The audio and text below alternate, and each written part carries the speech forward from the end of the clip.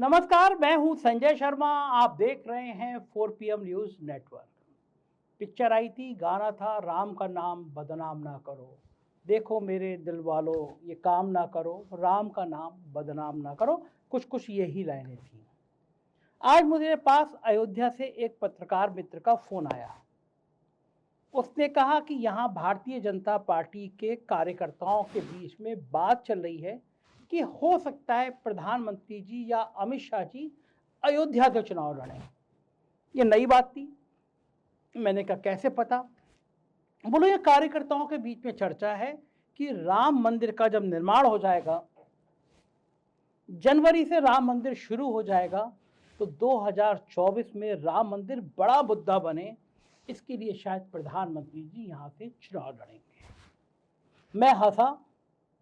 मैंने कहा कि जब से मंदिर बनना शुरू हुआ तब से अब तक भगवान राम की नगरी में भ्रष्टाचार की वो कहानियां सामने आ गई कि भगवान राम को भी लगता होगा कि मेरे इतने प्यारे भक्त कहां से आ गए जिन्होंने बेचने को मुझे भी नहीं छोड़ा।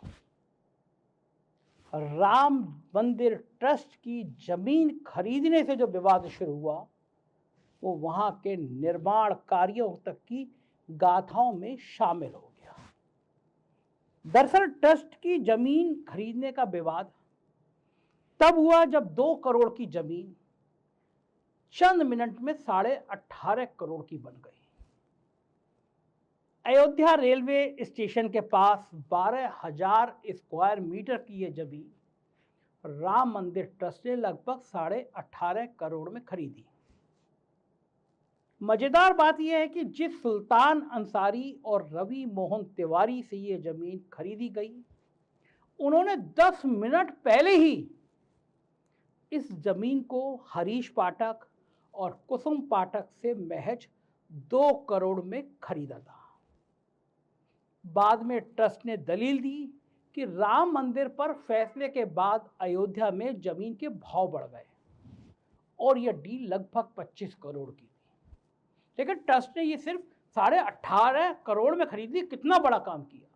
2 करोड़ की जमीन 15 मिनट बाद 18.5 करोड़ में खरीदी ट्रस्ट ने, तो ट्रस्ट की बलिहारी है।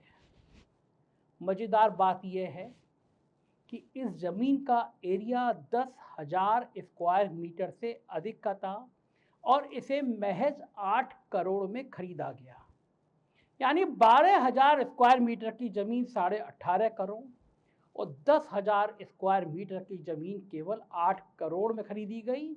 और इसमें भी गवाह उस समय के अयोध्या के भाजपा के मेयर ऋषिकेश उपाध्याय और ट्रस्ट के सदस्य अनिल मिश्रा थे। इन दोनों जमीनों के बीच एक और खुलासा हुआ। मेयर ऋषिकेश उपाध्याय के भतीजे दीप नारायण उपाध्याय ने 20 फरवरी 2021 को अयोध्या के महंत देवेंद्र प्रसाद आचार्य से 135 से 890 वर्ग मीटर की जमीन 20 लाख रुपए में खरीदी। 3 महीने बाद 11 मई 2021 को दीप नारायण ने इसी जमीन को राम मंदिर ट्रस्ट को 2.5 करोड़ में बेच दिया। भगवान राम की नगरी है, लूट मचे तो लूट, अंतकाल पछताएगा, प्राण जाएंगे छूट। हालांकि 890 वर्ग मीटर की जो जमीन 2.5 करोड़ में बेची गई वो महंत देवेंद्र प्रसाद आचार्य से खरीदी गई। ये जमीन सरकारी थी और इस पर महंत का कब्जा था। गजब की बात यह है कि भाजपा के तत्कालीन मेयर ऋषिकेश उपाध्याय के भतीजे ने 676 वर्ग मीटर की एक और जमीन 27 लाख में खरीदी और इसे 1 करोड़ में राम जन्मभूमि ट्रस्ट को बेच दिया। चारों जमीन खरीद में विपक्ष के निशाने पर राम मंदिर ट्रस्ट के साथ मेयर ऋषिकेश उपाध्याय थे। जिन चारों जमीन खरीद पर बवाल है उसमें ऋषिकेश उपाध्याय का नाम कहीं बतौर गवाह तो कहीं बतौर रिश्तेदार सामने आया है। उस समय की मैं कुछ खबरें आपको दिखाना चाहता हूं जो छपी थी। एक निगाह मारिए उन खबर पे। खबर के आप शुरुआत में देख रहे हैं, अयोध्या में 20 करोड़ की भूमि का एक और घोटाला, भूमाफिया के साथ अफसरों के भी शामिल होने का आरोप। ये खबर है और लिखा हुआ है इसमें, ट्रस्ट के मेयर के भतीजे ने बेच दी नजुल की जमीन। भगवान राम के मंदिर के ट्रस्ट को भी लुटेरों ने लूटने से नहीं छोड़ा। भगवान राम के मंदिर का ट्रस्ट चलाने वालों ने क्या क्या खेल किया, मैं बताऊंगा तो आप रो देंगे। अगली खबर मैं आपको दिखाता हूं। अगली खबर है अयोध्या के विवाद के लिए। अयोध्या के विवाद की यह खबर सामने आई है। अयोध्या के विकास कार्यों में 20 करोड़ का घोटाला, ठेकेदारों को मिला अनुचित लाभ, कैग रिपोर्ट में खुलासा। इस विषय पे मैं अभी आपको और ऐसी दास्तान बताने जा रहा हूं कि आपके रोंगटे खड़े हो जाएंगे। कुछ और खबरों पे आप निगाह डालिए। अयोध्या जमीन घोटाला, खतौनी लेकर घूम रहे भूस्वामी, अवैध कब्जेदार बने करोड़पति। ये सब भगवान राम की नगरी में हो रहा है। उत्तर प्रदेश में सरकार है भारतीय जनता पार्टी की, देश में सरकार है भारतीय जनता पार्टी की। सालों से भारतीय जनता पार्टी राजनीति करती है भगवान राम के नाम पर, और सुप्रीम कोर्ट के आदेश पर जब राम मंदिर बनना शुरू हुआ। ये बात मैं आपको और इसलिए ध्यान दिलाना चाहता हूं कि लोग कहते थे जो राम को लाए हैं हम उनको लेकर आएंगे, तो राम को इस देश में सुप्रीम कोर्ट लेकर आया है। ये भारतीय जनता पार्टी की बपोती नहीं है। मेरा तो ये मानना है भाजपा का बस चलता तो शायद राम मंदिर का निर्माण कभी नहीं होता, क्योंकि राम मंदिर उनके लिए एक चुनावी मुद्दा भर था। और ये जो मंदिर के बनने के बाद अयोध्या की लूट सामने आ रही है, ये इस बात का जीता जागता प्रमाण है। कुछ और खबरें मैं आपको दिखाता हूं। पहले चंदे का घोटाला, राम मंदिर में पहले चंदे का घोटाला, अब जमीन हड़पी, अयोध्या में राम के नाम पर लूट, प्रियंका गांधी का बार। कहा कांग्रेस ने, प्रियंका गांधी ने कहा कि पहले मंदिर के चंदे में घोटाला किया, फिर जमीन में घोटाला किया। ये कौन से राम मंदिर की आस्था है? ये सारी खबरें मैं आपको एक एक करके दिखा रहा हूं। अयोध्या में करोड़ों का घोटाला, राम के नाम पर चल रही लूट की कैग रिपोर्ट से खुलासा। 3-4 दिन पहले रिपोर्ट आई है, मैं अभी इस पर डिटेल में बात करूंगा। ये मैंने उस समय में जब ये जमीन का घोटाला सामने आया था तो मैंने खबर छापी थी, देखो ऐसा काम ना करो, राम का नाम बदनाम ना करो। और मैंने तब दोबारा खबर छापी थी, हे राम आपके नाम पर इतनी बड़ी लूट कहाँ सोती रही योगी सरकार। अब आप मुझे बताइए, ये खबरों की हेडिंग देखिए और इन खबरों की गहराई तक जाइए।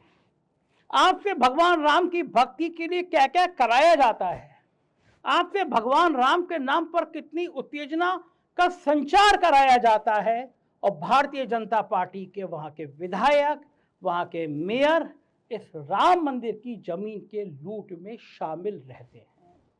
अभी रुकिए, तस्वीर के अभी कुछ और पहलू बाकी हैं।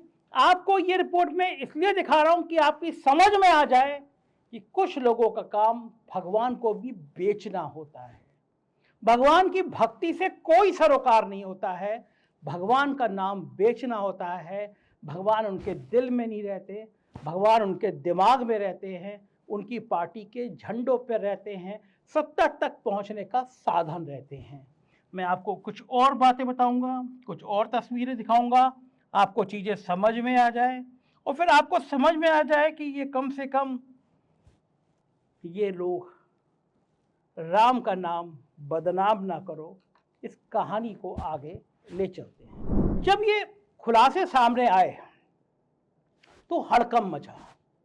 पता चला कि केवल भारतीय जनता पार्टी के नेताओं ने नहीं, अयोध्या में तैनात अफसरों ने भी इस बहती गंगा में, भ्रष्टाचार की बहती गंगा में हाथ धोए थे। बेईमानी के रिकॉर्ड इन अफसरों ने भी तोड़ दिए थे। काय का न्याय, काय का सपोर्ट, काय की रिपोर्ट, सब कुछ घर में। ये सब चलता रहा, रिपोर्ट गायब हो गई, लेकिन अभी भ्रष्टाचार के कुछ खुलासे होने बाकी थे। 9 अगस्त को कैग की एक रिपोर्ट लोकसभा में पेश की गई। इसमें बताया गया कि अयोध्या के विकास में, अयोध्या के डेवलपमेंट प्रोजेक्ट में जमकर धांधली हुई है। अफसरों और ठेकेदारों की मिलीभगत से करोड़ों रुपया का हेरफेर हुआ है। रिपोर्ट में अयोध्या डेवलपमेंट प्रोजेक्ट पर कैग ने कहा कि इस प्रोजेक्ट में ठेकेदारों को अनुचित लाभ पहुंचाया गया। अयोध्या के विकास के लिए नोडल एजेंसी के रूप में उत्तर प्रदेश राजकीय निर्माण निगम को यह काम सौंपा गया।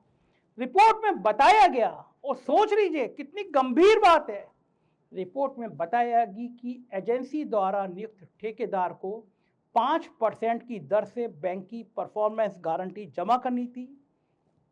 लागत 62.17 करोड़ थी। इस हिसाब से अनुबंध मूल्य का 5% 3.11 करोड़ रुपए होना चाहिए था। ठेकेदारों ने कागजों पर ऑन रिकॉर्ड कोई कारण बताए बिना इसका नवीनीकरण सितंबर 2021 के समय परफॉर्मेंस गारंटी से कम राशि 1.86 करोड़ रुपए जमा किया। यूपी सरकार के सिंचाई विभाग ने अयोध्या के गुप्तार घाट, ये वो घाट है जहां कहा जाता है कि भगवान राम ने जल समाधि ली थी। मैं गया हूं कभी, आप कभी जाएंगे गुप्तार घाट पर, बिल्कुल एक अजीब सी शांति रहती है। वो जगह जहां भगवान राम नदी में चले गए थे, नदी में समाहित हो गए थे, वो सोचिए इन बेईमानों ने गुप्तार घाट को भी बेईमानी के लिए नहीं छोड़ा। सिंचाई विभाग ने अयोध्या के गुप्तार घाट के सौंदर्यीकरण का काम 5 अलग अलग ठेकेदारों को दिया, वो भी उनकी बिड का बिना सही तरीके से आकलन किए हुए। गुप्तार घाट के 14 हिस्सों में विकास और सौंदर्यीकरण का काम होना था। इस गलती का खामियाजा विभाग को 19 लाख रुपए के नुकसान के रूप में उठाना पड़ा। मामला खुला तो सरकार ने 3 ठेकेदारों का रजिस्ट्रेशन स्वतः संज्ञान लेते हुए रद्द किया। इसके बाद उन ठेकेदारों को जीएसटी नहीं मिलनी चाहिए थी, मगर अफसरों की लापरवाही कहें या मिलीभगत, एक ठेकेदार को लाखों रुपए का भुगतान कर दिया गया। कैग ने अपनी रिपोर्ट में बताया कि गुप्तार घाट में किए जा रहे कामों का भुगतान उन ठेकेदारों को किया गया जिन्होंने काम किया ही नहीं। राम का नाम बदनाम ना करो। अयोध्या डेवलपमेंट प्रोजेक्ट में 8 करोड़ 22 लाख रुपए अतिरिक्त खर्च कर दिए गए। अयोध्या के गुप्तार घाट के डेवलपमेंट में 1447 रुपए प्रति वर्ग की मीटर से 23,767 वर्ग मीटर में पत्थर पटिया की आपूर्ति फिक्सिंग का काम शामिल था। इसमें एमएस क्लैप आपूर्ति और फिक्सिंग की लागत 216.18 रुपए प्रति वर्ग मीटर शामिल है। आपूर्ति के लिए 136 रुपए और फिक्सिंग के लिए 80 रुपए। ये सब का सब काम कागजों में दिखाया गया और ठेकेदार का भुगतान भी कर दिया गया। यही नहीं, साइट निरीक्षण के दौरान देखा गया कि एमएस क्लैप लगा ही नहीं था, कुछ जगह पर लगा था मगर टूटी हालत में था। चूंकि साइट पर एमएस क्लैप की आपूर्ति फिक्सिंग का कोई काम नहीं किया गया था, इसलिए इसकी लागत ठेकेदारों को बिलों से कटनी चाहिए थी। कटौती करने की बजाय अंतिम बिल में ठेकेदारों को लाखों रुपए का अतिरिक्त भुगतान कर दिया गया। विभाग में काम करने वाली एजेंसी यूपी सरकार पर्यटन विभाग ने ऑडिट रिपोर्ट को स्वीकार कर लिया। एजेंसी से अतिरिक्त भुगतान की वसूली की औपचारिकता की बात कही। रिपोर्ट में यह भी कहा गया है कि गुप्तार घाट में वृक्षारोपण के लिए 37 लाख रुपए की राशि के 900 ट्री कार्ड खरीदे गए थे, लेकिन जनवरी 2022 में किए गए सर्वेक्षण के दौरान ये खुले क्षेत्र में पड़े हुए पाए गए। इससे सीधे तौर पर लाखों रुपए का नुकसान सरकारी खजाने पर हुआ। कैग ने अयोध्या विकास परियोजना के काम में करोड़ों रुपए के अनावश्यक खर्च का जिक्र किया। कहा गया कि राज्य सरकार सेंटेज, जीएसटी और श्रम उपकर के लिए दे वास्तविक राशि के आकलन में उचित स्थिति उसने नहीं बरती। अब आप सोचिए, ये कहाँ हो रहा है काम? ये दूर दराज के जिले में नहीं हो रहा है, ये अयोध्या में हो रहा है, जहां उत्तर प्रदेश के मुख्यमंत्री ने सबसे ज्यादा दौरे किए हैं। ये उस अयोध्या में हो रहा है जहां प्रधानमंत्री का आपको लंबा लंबा लेटा हुआ फोटो नजर आया होगा, जैसे मान लो प्रधानमंत्री जी भगवान राम के लिए दिल निकाल के रख रहे हैं, हकीकत यह है कि वहां पे भ्रष्टाचार की गंगा बह रही है।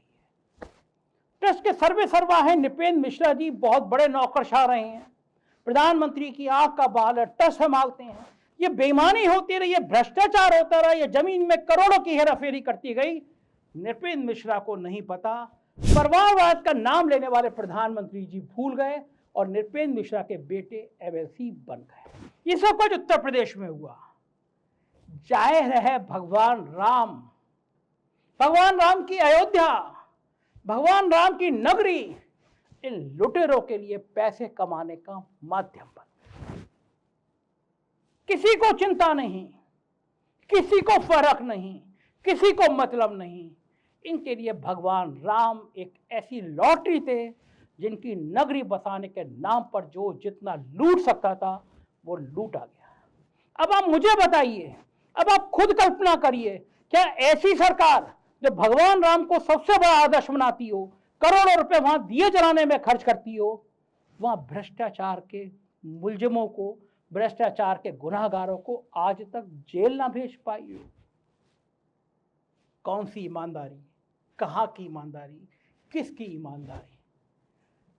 हकीकत यह है कि इन बेईमानों ने सिर्फ ये लाइन कही और ये लाइन हर आदमी कह रहा है, राम का नाम बदनाम ना करो। मुझको यकीन है कि आपकी कम से कम आंखें खुलेंगी, आप समझ जाएंगे कि कौन लोग हैं जो भगवान राम की नगरी को लूटने में भी कोई कोताही नहीं बरतते। हमारा साम सच बोल रहा है, हम सच बोलेंगे, डंके की चोट पे बोलेंगे और आपकी राय का इंतजार करेंगे। शुक्रिया।